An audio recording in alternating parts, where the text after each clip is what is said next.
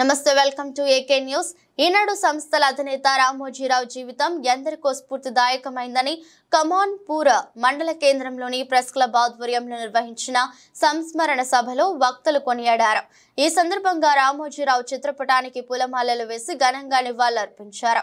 అనంతరం వక్తలు మాట్లాడారు. సామాన్య స్థాయి నుంచి అంచెలంచెలుగా ఉన్నత స్థాయికి రామోజీరావు ఎదిగారని, ఒకప్పుడు పత్రికలు గ్రామాలకు చేరాలంటే 1-2 రోజులు పట్టేది. ఈనాడు పత్రికను స్థాపించి సూర్యోదయం వేళ పల్లె పల్లెకు గడప గడపకు పత్రిక చేరేలా విప్లవాత్మక మార్పులు తీసుకువచ్చారని, స్థానిక సంఘటనల సమాచారం కూడా ప్రజలు తెలుసుకోవాలనే ఉద్దేశంతో జిల్లా ఎడిషన్లను అందుబాటులోకి తీసుకురావడంతో పాటు మరింత పల్లెల వార్తలకు ప్రాధాన్యత కల్పించడం కోసం నియోజకవర్గం పేజీలు తీసుకువచ్చి ప్రజా సమస్యల పరిష్కారానికి వేదికగా మార్చారన్నారు. ఈనాడు పత్రికతో పాటు ఈటీవీని దేశవ్యాప్తంగా 8 భాషల్లో ప్రజలకు సమాచారం అందిస్తూ ప్రజలకు ప్రభుత్వాలకు మధ్య వారధిగా నిలిపారని, అంతేకాకుండా ఎన్నో వ్యాపార సంస్థలు ఏర్పాటు చేసి వేలాది మందికి ఉపాధి కల్పించిన మహనీయుడన్నారు. ఎన్నో రంగాల్లో విశేష సేవలు అందించిన రామోజీరావుకు కేంద్ర ప్రభుత్వ భారతరత్న అవార్డుతో సత్కరించాలని కోరారు. ఈ కార్యక్రమంలో ప్రెస్ క్లబ్ అధ్యక్షుడు బండా సాయి, పాత్రికేయులు జబ్బార్ ఖాన్, ఆరేపల్లి శంకర్, దండే కృష్ణ, నల్లవెల్లి శంకర్, బొమ్మగాని అనిల్, రంగు సత్యనారాయణ గౌడ్, నీలం శ్రీనివాస్, ఎంఏ రఫీక్, గుర్రం లక్ష్మీ మల్లు, తోట రాజ్ కుమార్, జంగపల్లి చిన్న, శ్రీనివాస్, వడ్లకొండ తిరుపతి గౌడ్, మట్ట రాజయ్య, గుర్రం శంకర్లతో పాటు తదితరులు పాల్గొన్నారు.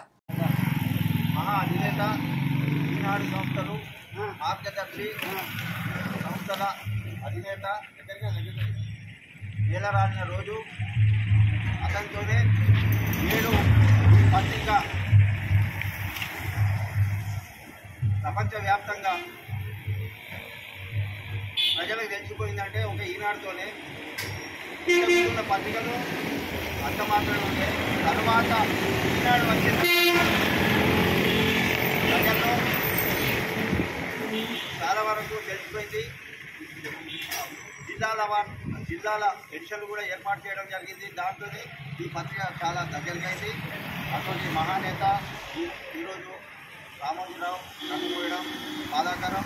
అతనికి ఇదే మా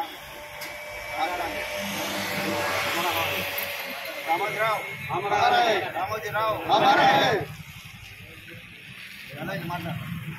మాట్లాడు 10 నిమిషాలు తగ్గి. ఈరోజు కమాన్పూర్ మండల కేంద్రంలో స్వర్గ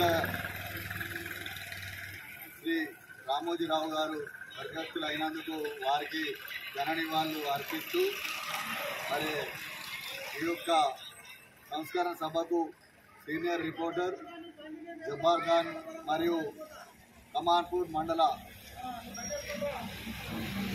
ప్రెస్ క్లబ్ అధ్యక్షులు సాయి శంకర్ గారు, మరి ఈనాడు దినపత్రిక విలేకరి అయినటువంటి కృష్ణ, మరి అన్ని పార్టీల నాయకులకు అందరికీ నమస్కారం తెలుపుతూ, మరి ఏదైతే ఈనాడు ద్వారా బడుగు బలహీన వర్గాలు ఈరోజు రాజకీయ పరంగా ఎంతో చైతన్యవంతులు చేసిన చరిత్ర ఈనాడు పత్రిక. అలాంటి మంచి సంస్థను స్థాపించిన మన మధ్యలో లేకపోవడం చాలా బాధాకరం. మరి వారి ఆత్మకు శాంతి కలగాలని కోరుకుంటూ, మరి మధ్యతరగతి పేద స్థాయి నుండి ఒక ఉన్నతమైన ఒక వ్యాపారవేత్తగా ఎదిగిన, మరి ఎన్నో అనేక రకాలుగా సేవలు అందించిన వారు లేకపోవడం బాధాకరణం. మరి ఈ సందర్భంగా వారికి భారతరత్న కూడా ఇవ్వాలని ఈ సందర్భంగా ఇక్కడ మేము ఈ ప్రజల పక్షాన వారిని ఈ ప్రభుత్వాన్ని డిమాండ్ చేస్తున్నాం.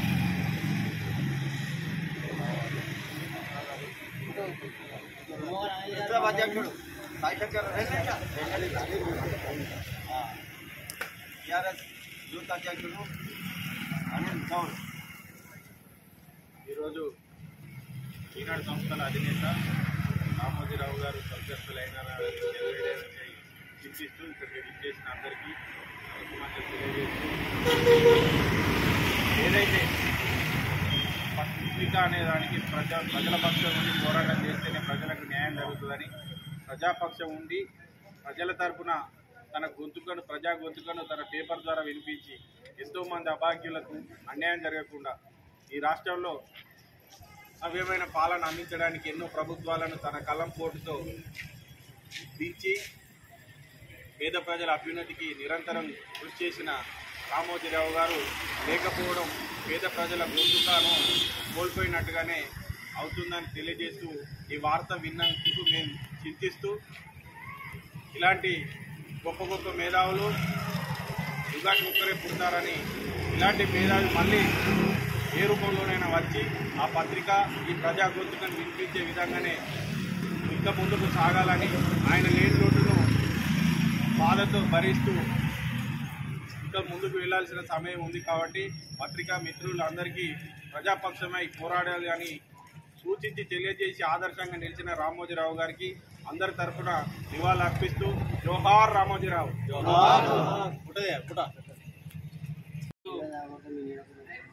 కమాన్పూర్ మండల కేంద్రంలో సీనియరు పాత్రికేయులు రామోజీరావు గారు చాలా గొప్పవంతులు. దేశానికే ఒక వెన్నుముక లాంటి రామోజీరావు. మరి ఆయన పేపర్ ద్వారా ప్రభుత్వాలు ఏం చేసినా ఆ రోజుల్లో ఏం తెలియని రోజులనే ఒక పేపర్ను సృష్టించి జనాలలో చైతన్యం తెచ్చినటువంటి మహానీయుడు రామోజీరావు గారు.